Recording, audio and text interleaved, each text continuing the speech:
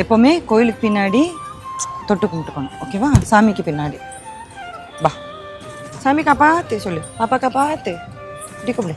சாமி காப்பாத்து, சாமி இப்படி காப்பாத்து சொல்லு, சாமி காப்பாத்து. வாங்க.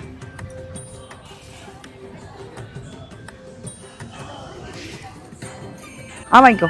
ஏப்பா கோயிலுக்கே கூப்பிட்டு வர மாட்டேன்னு கூப்பிட்டு வந்த மன நிம்மதி கிடைச்சிச்சா? தேங்க்யூப்பா. கிடைச்சிது. கோயிலுக்கு வர்றதே அதுக்காக தான், மன நிம்மதி கிடைக்கும் அப்படின்னு தான். வேற என்ன கிடைக்கும்? பிரசாதமும் கிடைக்கும். அதை சொல்லுங்க.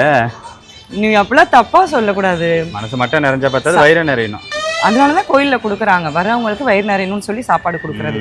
இப்ப நம்ம அம்மா வீட்டுக்கு போறோம்னா நம்மள வயிறார சாப்பாடு வச்சு அனுப்புறாங்கல்ல, எதுக்காக? அடுத்த வாட்டி வரக்கூடாதுன்னு.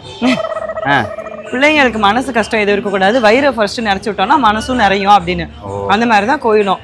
கோயில், அம்மா வீடு, ஃப்ரெண்டு வீடு, இது எல்லாமே அந்த மாதிரி ஒரு விஷயம்தான். நமக்கு நம்மளோட மனசு கஷ்டம் எல்லாமே நிறைஞ்சிரும் அவங்க கிட்ட போனா. என் ஃப்ரெண்டு வீட்டுல ஒரு பையன் சோறு போட மாட்டான். அப்போ உனக்கு இருக்கவங்களாம் ஃப்ரெண்டே கிடையாது போடா.